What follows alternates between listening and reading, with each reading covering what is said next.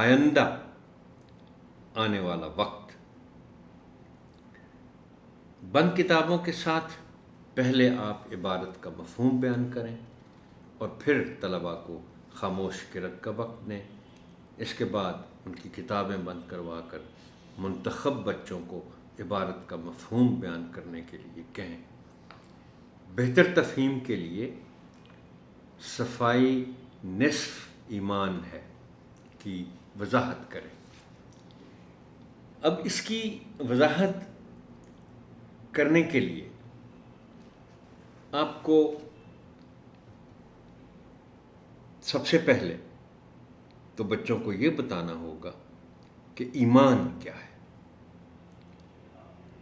ایمان کے ارکان بھی بتانے ہوں گے اور اس کے ساتھ آپ مثال کے طور پر جب آپ نماز کی بات کریں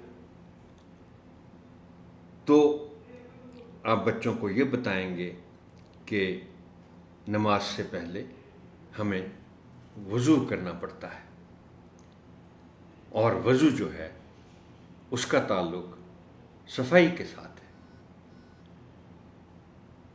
اور نصف ایمان کیوں کہا گیا؟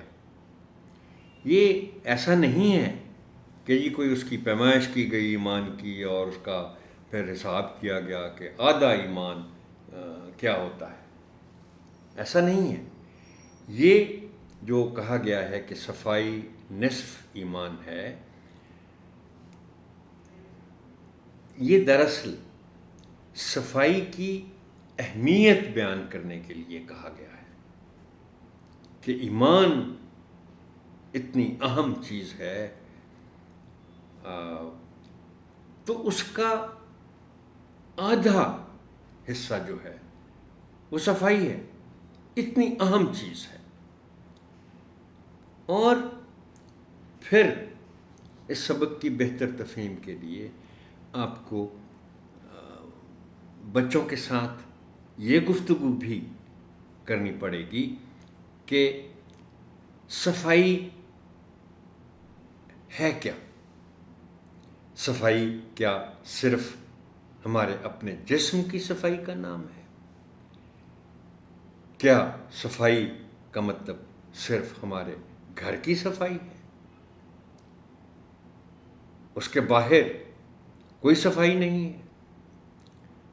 تو بچوں کو سمجھانا یہ پڑے گا کہ ایک تو صفائی کتنی اہم چیز ہے جسے نصف ایمان کہا گیا.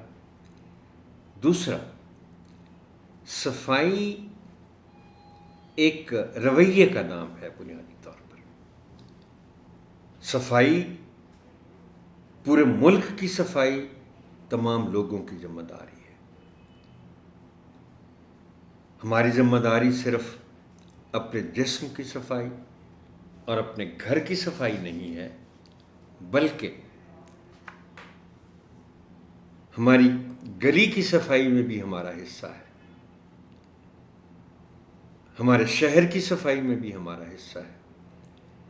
اب اگر کوئی شخص فرض کرے اپنی گاڑی پر جاتے جاتے اپنے گھر سے کوئی 20-25 کلومیٹر دور جا رہا ہے اور وہاں گاڑی میں سے مختلف چیزیں سڑک پر پھینک رہا ہے، تو اس کا مطلب ہے کہ وہ پورے شہر میں گندگی پھیلا رہا ہے. صفائی ہمارے اپنی ذات کی بھی، صفائی ہمارے اپنے گھر کی بھی. آپ ان کو یہ ایک بڑی دلچسپ مثال دے سکتے ہیں کہ ایسا بھی دیکھا گیا ہے کہ کوئی شخص اپنے گھر کے دروازے کے باہر جھاڑو دے رہا ہے، لیکن وہاں کا جو کوڑا کرکٹ ہے وہ ساتھ والے گھر کے دروازے کی طرف دھکیل کر اپنے گھر چلا جاتا ہے.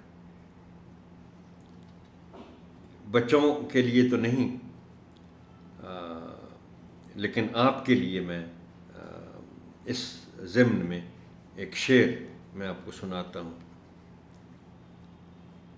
کہ ہوا ہی ایسی چلی ہے ہر ایک سوچتا ہے، تمام شہر جلے ایک میرا گھر نہ جلے.